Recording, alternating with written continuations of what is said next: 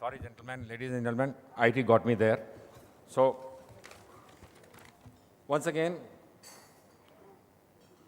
Session Chairman Mr. Bibek Debroy, Member Niti Aayog, distinguished guests, fellow authors for the session, friends from media, delegates, and all those who are present here.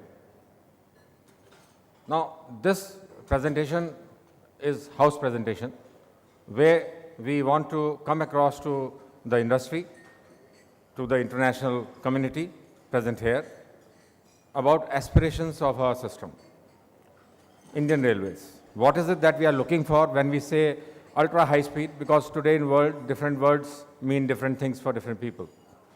And before we move ahead, I want to make a confession to our honored session chairman. Sir, we completely join you in knowing nothing about we are talking here, sir. We are all in the same boat. It's a thing where the world is still discovering itself. Some days back, as Honorable Minister said, he casually over a cup of coffee set a vision for Indian Railways. Now, that's how I suppose visions are set. Those which are labored upon, hard worked, are not visions. Visions are like flashes. So this flash came to his mind. He said, why not develop an indigenous, affordable, ultra-high-speed rolling stock capable of going beyond 350? Because 350 is what we are already working for, where we have sanctions and we are moving through projects. But it's the visionary zeal of our leader. He could see beyond 350. He is a very wide traveler across the world. He knows that what's happening everywhere. And he just spelled it out in few lines. He said, beyond 350, let's take a step. So we have moved ahead. I won't go too much into it. This is the ladder of speed we have in railways. From 30 kmph to 300 kmph, 10 times we have done in about 180, 200 years. Good. But what I want to tell you is, what ahead? Time has come then, instead of 200 years, maybe in 10, 15 years, we go 10 times over this 300. That's the kind of vision which our minister holds. So, how is it going to be? We do not know anything about it. Is it going to be a very powerful locomotive tugging along on wheels at higher speed, very powerful tracks? Or is it going to be something different, levitation-based? Ladies and gentlemen, technology has an interesting thing about it. When a technology matures, it really matures like people. You grow old, you become expensive to maintain. Sorry, I'm also well past 50, but I can confess, you have more problems, then you have solutions for those problems. Then those solutions have problems, and then you have again solutions for them. So you have an iterative process of creating problems and solutions. That's how technology matures. As we see today, wheel-based technology seems to be doing that to itself.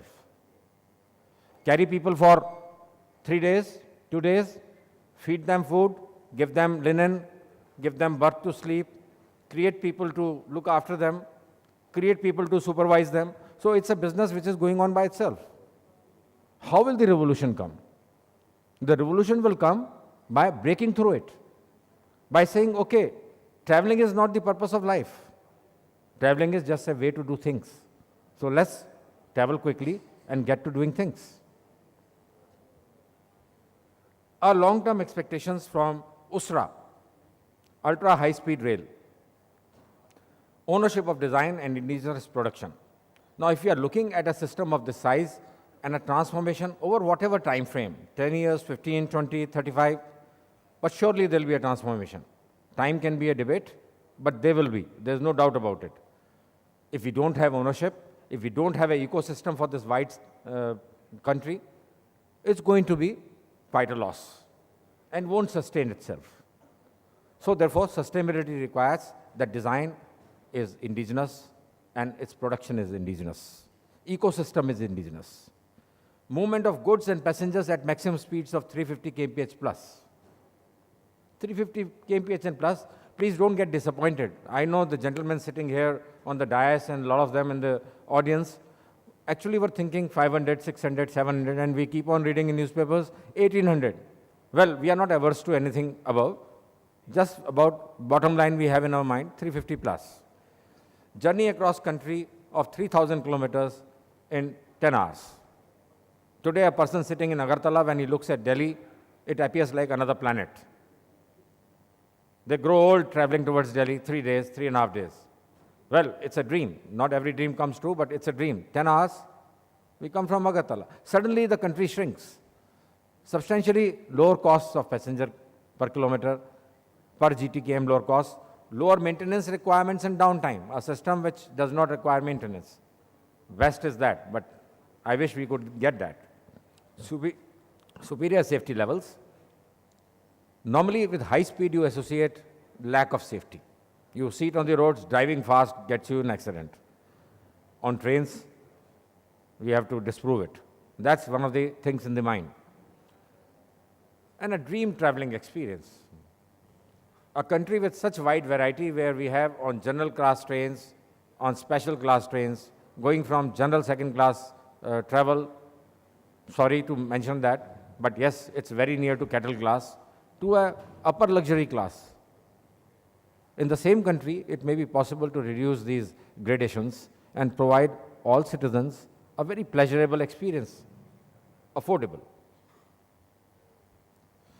There are some woes and dilemmas of ultra-high speed, which the authors here know better than I do. Indian Railways have always been looking for proven technologies. There's no risk. You know it works, so okay, we can buy it. So it's a purchase-based decision. It is not a design-based decision. Versus emerging technologies.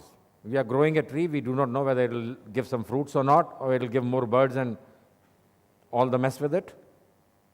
So we have to take risk. So this is an area where risk-taking is required.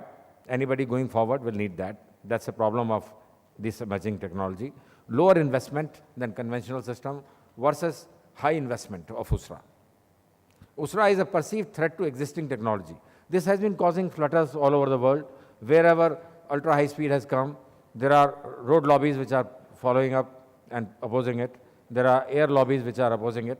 So there are naysayers all over the place, but it has survived, I think, more than 40 years. Undefined safety standards. We may be uninformed, but we feel that as on date, there are no safety standards defined for ultra-high speed. So if we tend to follow the same safety standards which are there for lower speeds, it may strangle it. So we feel time has come that we have to define new standards so that people start thinking differently. Operational cost.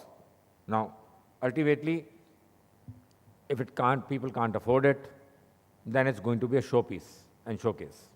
It has to be viable. This is what needs to be seen very clearly. All that goes into making it viable, the scientists and technologists have to labor for it. Why India needs ultra-high speed rail? Normally, we'll say that India is a poor country, ultra-high speed is a luxury. We are not getting 2 days meal. What should we do? Why should we go for ultra-high speed? If you look at a bullock cart, it costs very little. And if you look at a railway train, it costs so much more. So if you go by capital costs, a bullock cart will appear to be a very, very viable solution, cheap and nice. But today, can we swap it in spite of such heavy costs? So we have to think, break the mindsets about it. We have to leapfrog from existing technology to a futuristic frontier. If we keep on trailing one behind another and cross all the stages others have crossed, then we will be behind. We've got to break that mold. Eliminate impediments to uniform spread of development. Today there are development pockets, there are places which are industry centers, everybody flocks to them for employment and stays there. As I say, technology keeps on developing its own mess to be solved. If we have this transportation solution which is able to shrink the distances, maybe people will not like to live close to the centers. They like better air outside. Shrinking the country. Stop being a technology importer. We have long been importing technology. We've been importing, making, modifying, suiting to our needs, but making it well. We have so far been adjusting external solutions to our problems and finding our life within it. Time has come. Let's walk out of it. Let's make something for ourselves. To eliminate waste of man hours locked up. We are quite comfortable. In today's environment, we think it's order of the life that you sit from Delhi and 2 days you keep on sleeping, eating, and enjoying your time till you reach Chennai. Highly qualified, very, very professional manpower, some work is waiting to be done, and they are spending their 2 days, 3 days. Across the year, if we take an accountant, we'll find that we are wasting a major share of our qualified manpower on travel, as if travel is the purpose. Travel is a means. If we can reduce it, we get this manpower. Same applies to the goods. Why is India the best destination? Now, I would like to make a pitch for selling India to all the providers of ultra-high-speed technology. Right of way is available with Indian Railways, enormous land assets. Yes, we say we have lines going everywhere. All the destinations where we could run ultra-high speed, we have a line. And alongside line, we have land at most of the places where our overhead system can be constructed perhaps within the same land right of way. So we may not need too much acquisition, except maybe to rationalize some routes or somewhere. We have that. Politically, we are a super stable democracy. We quarrel, we battle, but democratically. We have a very stable regime. Our policies, in spite of all differences, maintain an even keel. And we have respect for IPR, and our laws which we have made now are TRIPS compliant. So anybody who's coming to us with IPRs, they need not worry. They are in safe hands and they are with safe partners. Uniform tax regime. Uniform tax regime, GST is now entering. Soon it will cover all over the country. The impediments to doing business will disappear. So we are becoming a place where business can be done without impediments. Volumes and distances, we have them as much as anybody else.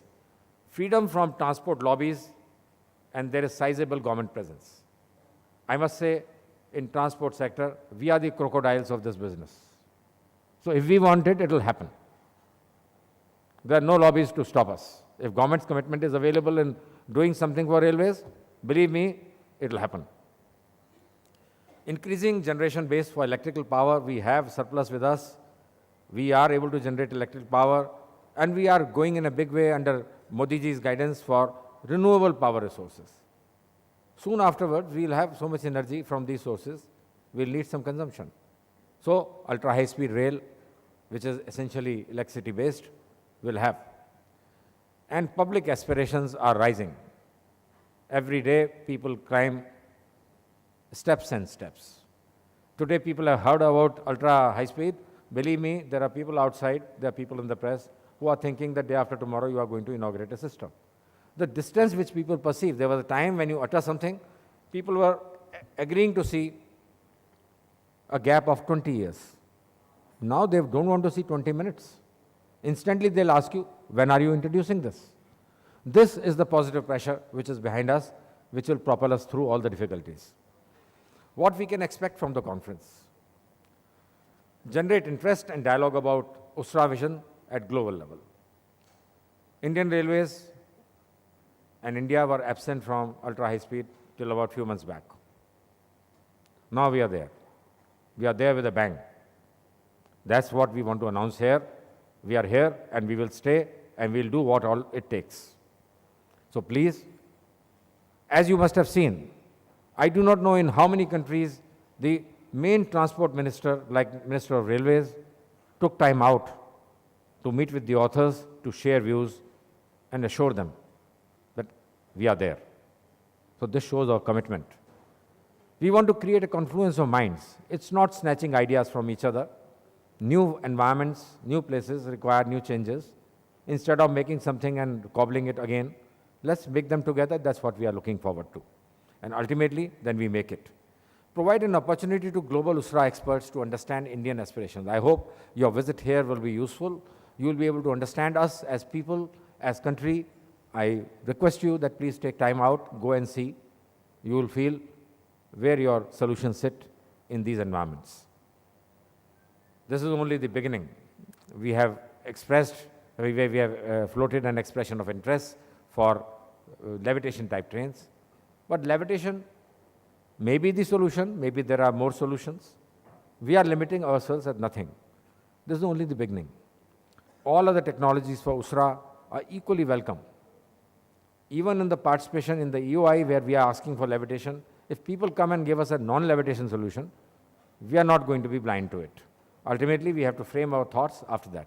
So you're all welcome to come up with your solutions and enlighten us, become partners, and as a result of this conference, which is the beginning of this process, let's go ahead and make USRA for India. Thank you.